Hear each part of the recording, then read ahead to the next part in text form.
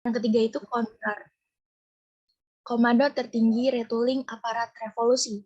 Namun sayangnya dari ketiga komisi yang dibuat pada zaman pemerintahan Presiden Soekarno ini gagal menjalankan tugasnya karena gencarnya penyelewengan kekayaan negara oleh pejabat pemerintah pada saat itu. Boleh di next. Lalu karena pada masa Presiden Soekarno itu belum bisa memberantas korupsi sampai ke akar-akarnya dan belum bisa membawa kasus atau pelaku korupsi ini sampai ke meja hijau, makanya Presiden Soekarno pun akhirnya digantikan dengan Presiden Soeharto yang kita kenal dengan rezim Pak Soeharto atau istilahnya adalah pemerintahan Orde Baru. Nah, di pemerintahan Orde Baru ini kendati melanjuti masalah korupsi yang ada di pemerintahan sebelumnya, Pak Presiden Soeharto itu langsung gerak cepat ya membuat tim pemberantasan korupsi atau yang dikenal dengan TPK. Tapi menurut ahli, menurut saksi juga, tim pemberantasan korupsi pada zaman Pak Presiden Soeharto ini dianggap hanya sebagai topeng atau pencitraan agar agar keburukan pada zaman pemerintahan Soeharto ini tertutupi. Yang mana ketahui bahwa di sini pemerintahan Soeharto merupakan pemerintahan terkorup dalam sejarah korupsi di Indonesia. Jadi adanya tim pemberantasan korupsi atau TPK ini pun diduga kuat cuma sebagai topeng atau tameng dari perilaku di baliknya gitu loh. Jadi setelah itu banyak terjadinya demo-demo di dalam masyarakat. Oleh karena itu akhirnya atas tuntutan reformasi kita berganti lagi presiden menjadi B.J. Habibie dan di bawah komando B.J. Habibie inilah undang-undang tentang korupsi ini dipertegas dan diperbanyak. Maka dari itu karena undang-undangnya dipertegas dan diperbanyak, berubahlah tatanan pemerintahan. Tatanan pemerintahan pada zaman Presiden B.J. Habibie ini dibentuk Undang-Undang Nomor 28 Tahun 1999 tentang penyelenggaraan pemerintahan negara yang bersih dan bebas dari korupsi, kolusi dan nepotisme atau yang dikenal dengan KKN, korupsi, kolusi dan nepotisme yang diwujudkan perwujudannya itu dengan pembentukan KPKPN atau Komisi Pengawas Kekayaan Pejabat Negara. Nah, undang-undang tentang penyelenggaraan negara yang bersih inilah yang menjadi cikal bakal lahirnya KPK di masa reformasi. Lalu di masa reformasi juga dibentuk undang-undang baru, yaitu atau undang-undang yang menjadi landasan berdirinya KPK, yakni Undang-Undang Nomor 30 Tahun 2002. Selanjutnya, boleh di next. Nah, untuk materi melalui tokoh ini akan dilanjutkan oleh teman saya. Ya, selanjutnya adalah meneladani tokoh pejuang anti korupsi. Muhammad Hatta adalah sosok negarawan yang patut dijadikan role model. Kepribadian yang jujur, sederhana, serta bijaksana telah ditanamkannya dalam aksi revolusionernya. Singkat cerita, saat adanya Senering, istri Bung Hatta kecewa karena uang yang dikumpulkannya itu untuk membeli mesin jahit tidak mencukupi akibat adanya Senering ini. Menyikapi hal ini, Bung Hatta berkata demikian kepada istrinya, kepentingan negara tidak ada sangkut pautnya dengan usaha memumpuk kepentingan keluarga. Biarlah kita rugi sedikit demi kepentingan seluruh negara. Di lain cerita, saat sekretaris negara memberikan sejumlah uang yang merupakan sisa dana untuk keperluan operasional Bung Hatta selama menjabat sebagai wakil presiden. Namun dengan tegas Bung Hatta menolak dengan berkata sikap manusia sepadan dengan cara mendapatkan makanan.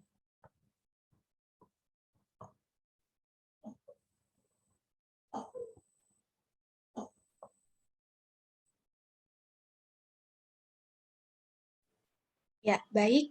Dikarenakan diskusinya telah selesai, selanjutnya akan dibuka untuk sesi tanya jawab. Bagi teman-teman yang ingin bertanya, dipersilahkan untuk raise hand dan menyalakan mikrofonnya.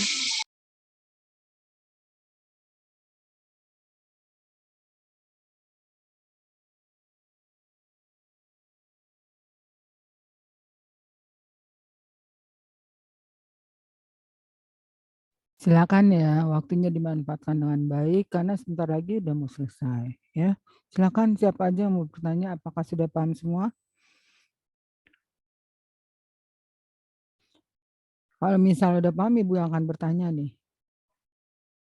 Ya, silakan munculkan pertanyaan untuk misalnya prasejarah seperti apa, ya kan gitu kan. Kamu tadi ngikutin ya, nggak tiduran kan?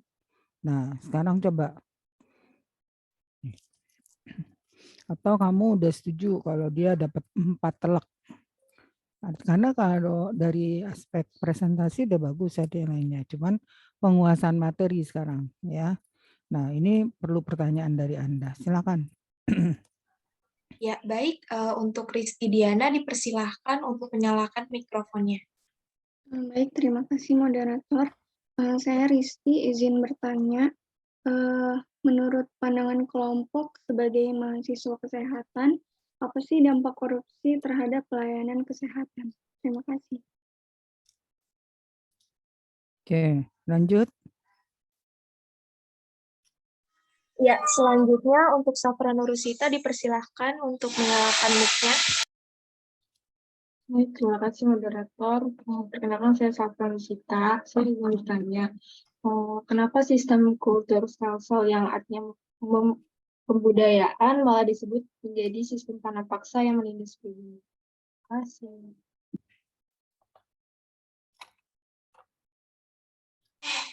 Ya, selanjutnya untuk Maula Karima dipersilahkan untuk menyampaikan pertanyaannya.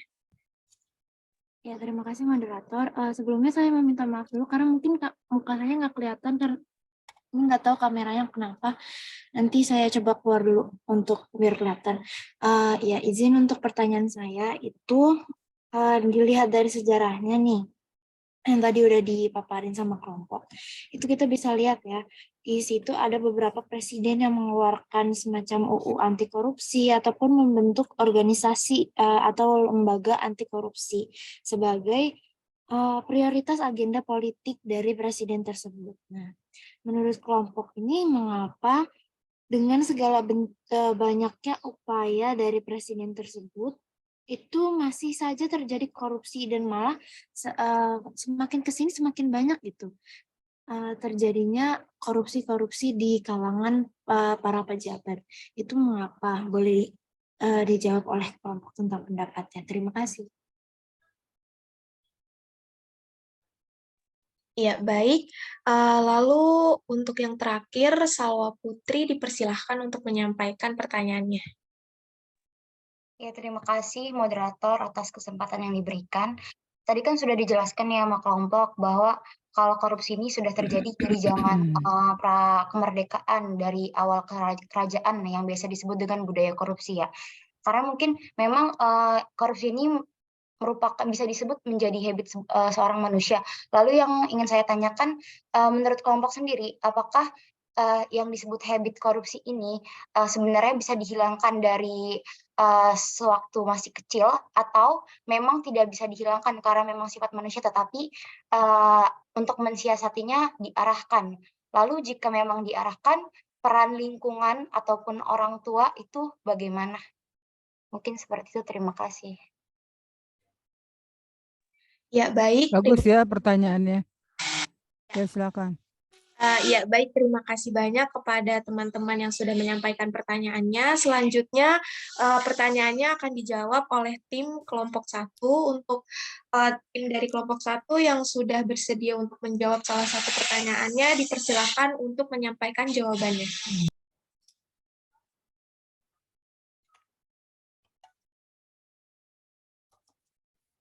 Izin masuk moderator. Ya, dipersilahkan Kansa. Ya, baik. Izin untuk menjawab pertanyaan dari Rizky Diana ya. Jadi tuh kan sebenarnya keberhasilan terhadap program kesehatan ini bukan ditentukan semata-mata hanya dari kuantitas program itu sendiri, namun dari sedikit banyaknya ditentukan oleh berjalannya sistem yang ada melalui kebijakan-kebijakan yang emang udah ditetapin dari rumah sakitnya gitu ya.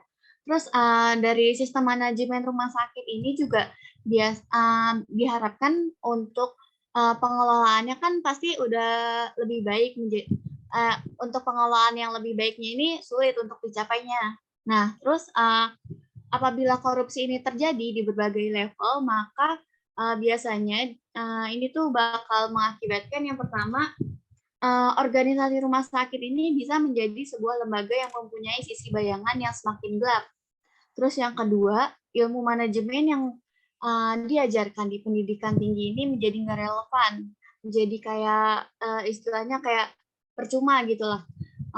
Terus yang ketiga, direktur yang diangkat karena kolusif atau biasa yang disebut kayak harus membayar untuk menjadi direktur ini menjadi sulit menghargai untuk ilmu manajemen dari rumah sakit ini sendiri. Terus habis itu poin keempat, proses manajemen dan klinis di pelayanan juga cenderung akan tidak seperti apa yang ada yang diinginkan gitu. Nah, makanya itu dampak dari manajemen rumah sakit yang buruk ini juga bisa berdampak bagi pelayanan kesehatan seperti kayak tingginya biaya kesehatan, terus tingginya angka kematian ibu hamil, terus tingginya tingkat kesehatan, terus sama tingkat kesehatan masih buruk dan lain sebagainya. Seperti itu, Risti. Apakah sudah cukup menjawab?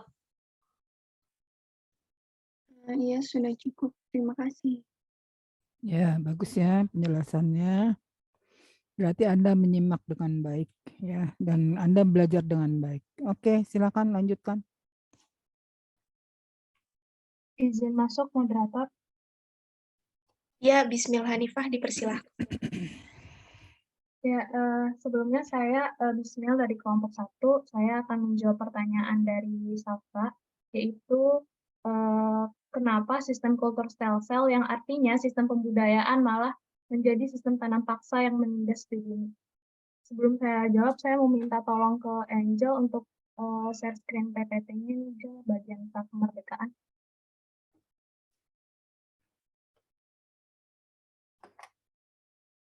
Ya, sebelumnya lagi aja bagian pra kemerdekaan aja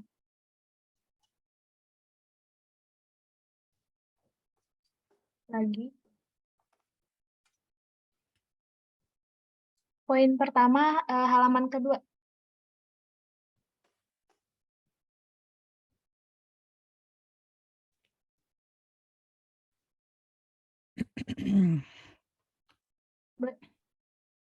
Ya udah di situ. Oke. Sebelumnya sebenarnya jawaban dari semua itu karena korupsi ya kan.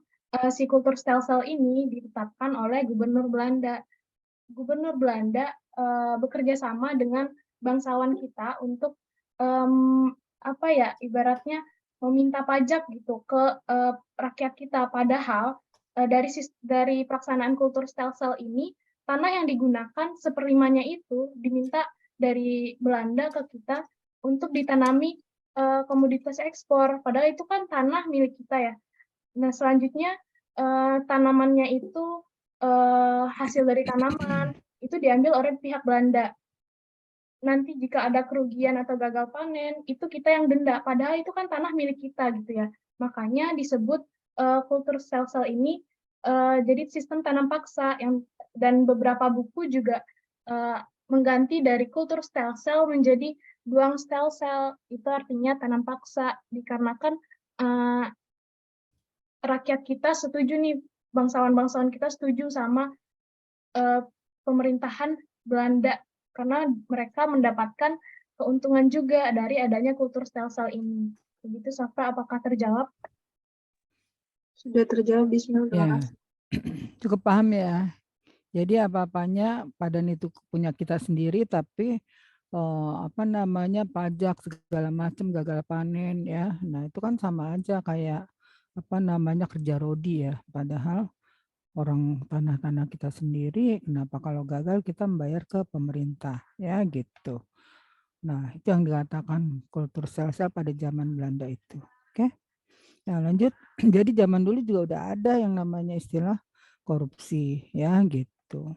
Mudah-mudahan kamu udah pada lebih paham sejarahnya, dan suatu saat sejarah ini juga sangat berguna ya untuk kamu pada angka dari pra kemerdekaan ya, terus zaman Pak Harto, zaman si termasuk Habibie dan zaman itu. Yang mudah-mudahan ini kepake pada saat kamu tes nanti paling tidak.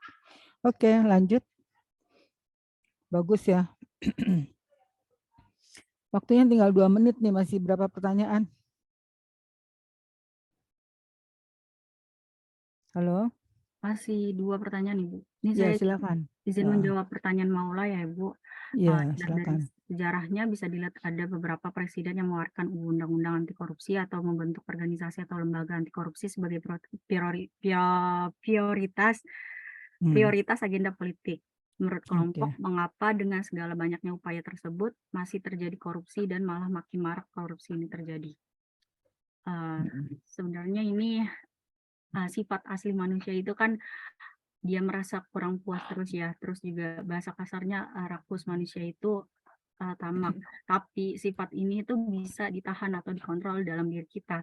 Orang-orang yang melakukan korupsi ini dia tidak tahan akan godaan duniawi yang yang bisa memuaskan hasrat mereka untuk berfoya-foya, untuk mengambil hak yang bukan milik kita. Nah, ketika mereka memiliki celah untuk melakukan korupsi, mereka melakukanlah korupsi tersebut. Makanya kalau di ajaran agama Islam itu kita diajarin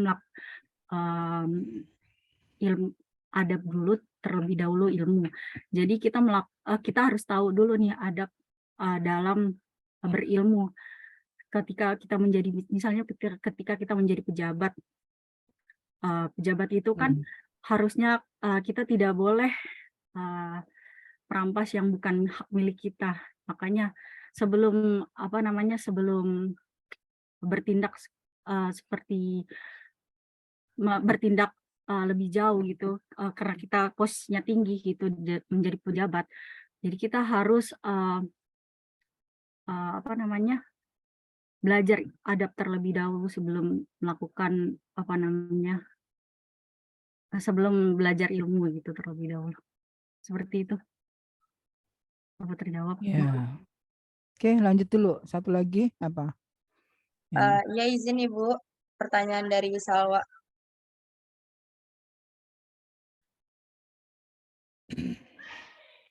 Ya baik, di sini saya akan menjawab pertanyaan dari Salwa. Menurut kelompok, habit ini apakah tidak bisa dihilangkan karena merupakan sifat manusia karena dari hal-hal kecil seperti menyontek yang merupakan korupsi, atau memang bisa dihilangkan dari kecil, lalu peran lingkungan ataupun orang tua untuk mensiasati adanya budaya korupsi ini bagaimana? Baik, akan saya jawab. Mungkin bisa ya kalau dari kecil itu ditanamkan sifat tanggung jawab dan kejujuran. Misal jujur dalam berkata atau mengerjakan tugas, dan anaknya juga bisa diajarkan untuk hidup sederhana. Contohnya kayak melakukan gaya hidup yang tidak foya-foya atau yang tidak konsumtif.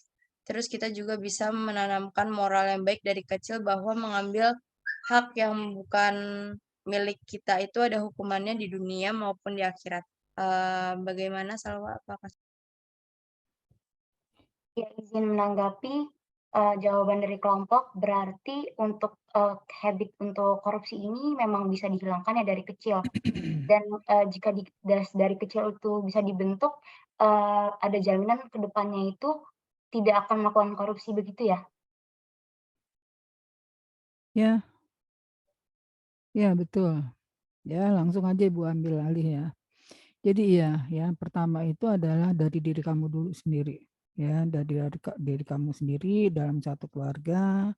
Nah, kalau keluarga kamu aja udah bagus, itu udah salah satu membantu pemerintah dan diri kamu untuk tidak berbuat ke arah yang sifatnya korup tadi, ya gitu.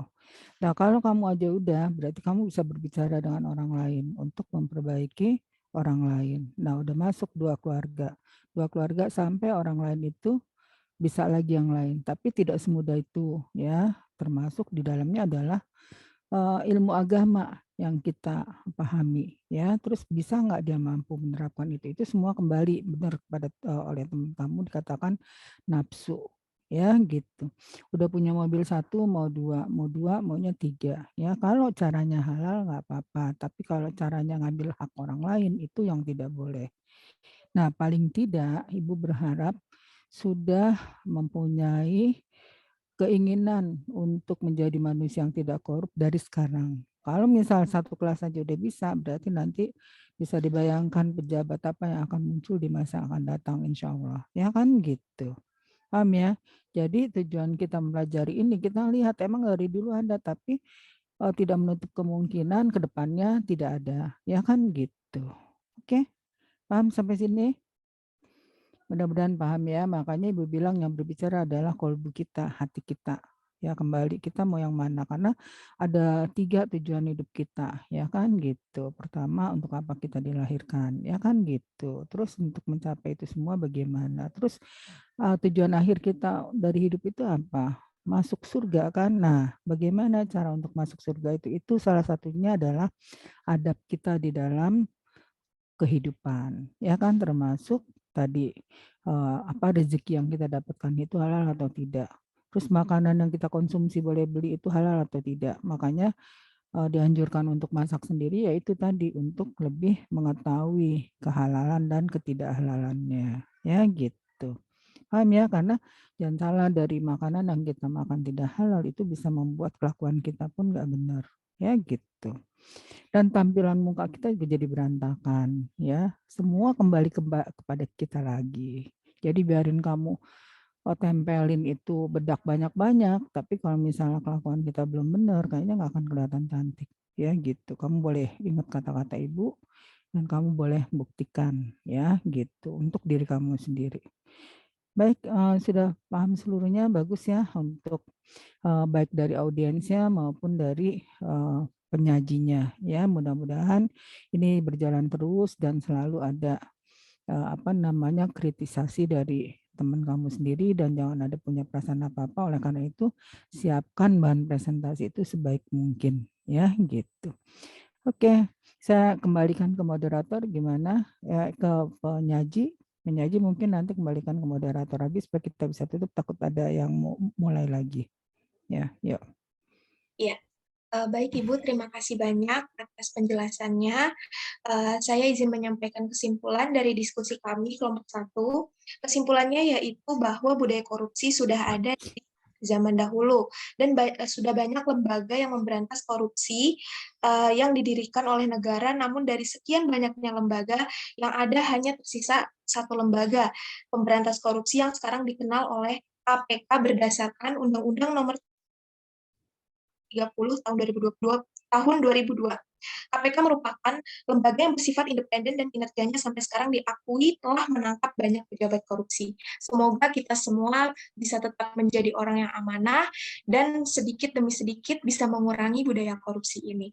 Sekian dari kami, kelompok 1. Mohon maaf apabila ada penyampaian yang salah ataupun ada salah-salah kata. Akhirul kalam. Wassalamualaikum warahmatullahi wabarakatuh. Waalaikumsalam. Jadi sebelum lupa, dikembalikan dulu ke moderator. Izin menjawab Ibu, tadi saya sudah menyampaikan penutupnya. Moderator ya? Iya Ibu.